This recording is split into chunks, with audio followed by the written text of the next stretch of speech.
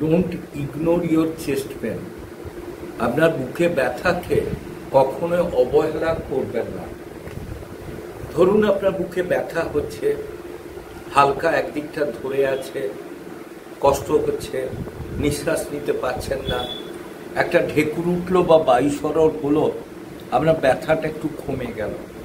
অতএব আপনি হয়তো মনে করলেন আপনার গ্যাস হয়েছে, অতএব সেই অনুযায়ী একটু জল খেলেন, তারপর একটু গরম জল খেলেন, রেস্ট নিলেন এবং বাড়ির লোককে বললেন যে আমার কষ্ট হচ্ছে, দেখো আমার বুকে ব্যথা হচ্ছে, হয়তো আজকে খাওয়া দাওয়াটা দুপুরে বা রাত্রিরে গতকালের একটু বেশি বাসা হয়ে গেছে বলে কষ্টটা হচ্ছে। তখন তারাও যেন বিধান দিলেন যে এটা গ্যাসের জন্যই হচ্ছে। কিন্তু দেখা গেল যে ওই ব্যথাটা একটুক্ষণ থাকতে থাকতে অনেক বেশি লিঙ্গার করছে এবং এত বেশি লিঙ্গার করছে যে যেটাতে ধরুন আপনি পাখার তলায় বসে বা এসিতে কাজ করছেন, তাতেও যেন আপনার ঘাম থামছে না, আপনার দরদর করে ঘাম দিতে থাকছে।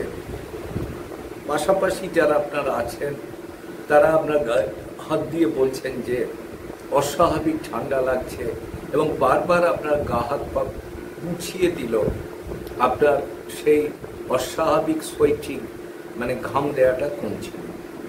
আস্তে আস্তে দেখা যাচ্ছে যে আপনার মাথাটা ভার হচ্ছে, মাথাটা বেশ ভারী বোধ করছেন এবং বাঁ হাত বাঁ পা যেন খুব বেশি ফ্রিভাবে আপনি নাড়তে পারছেন না, হাতের আঙুলগুলো যেন ফিক্সড হয়ে যাচ্ছে, গ্রিপ করতে পারছেন না এবং সর্বোপরি আপনি চোখে একটা ধুঁয়ো দেখছেন।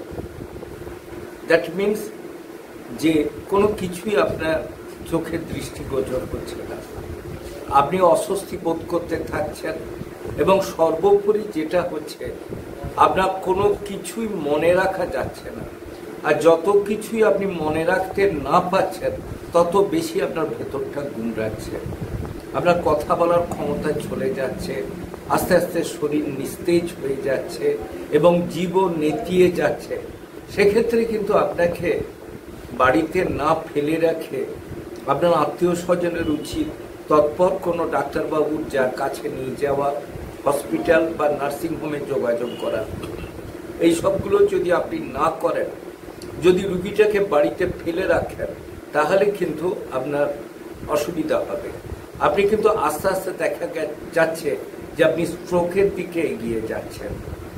আর যদি ঠিকমতো সময়ে আপনাকে এই অবস্থায় কোনো চিকিৎসক বা নার্সিংহোম বা হসপিটালাইজ না করা হয়, সেক্ষেত্রে কিন্তু স্ট্রোক হয়ে যে আপনার একটা দিক প্যারালিসিসও হতে পারে, অস্বাভাবিক প্রেশার হাই হওয়ার জন্য আপনার কথাও বন্ধ হয়ে যেতে পারে এবং কার্ডিয়াক সমস্যাতে যে যে কমপ্লিকেশনগুলো দেখা যায় সেই কমপ্লিকেশনগুলো আপনার মধ্যে দেখা যাবে।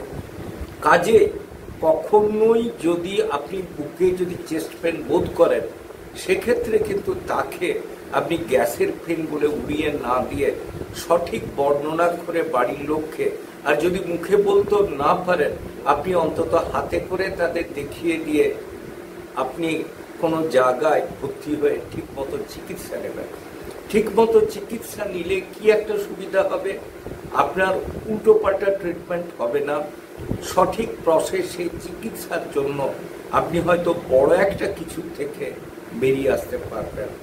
আমার চ্যানেল যদি আপনাদের ভালো লাগে অবশ্যই লাইক করুন, শেয়ার করুন, কমেন্ট করুন, সাবস্ক্রাইব করুন। ভালো থাকুন, সুস্থ থাকুন।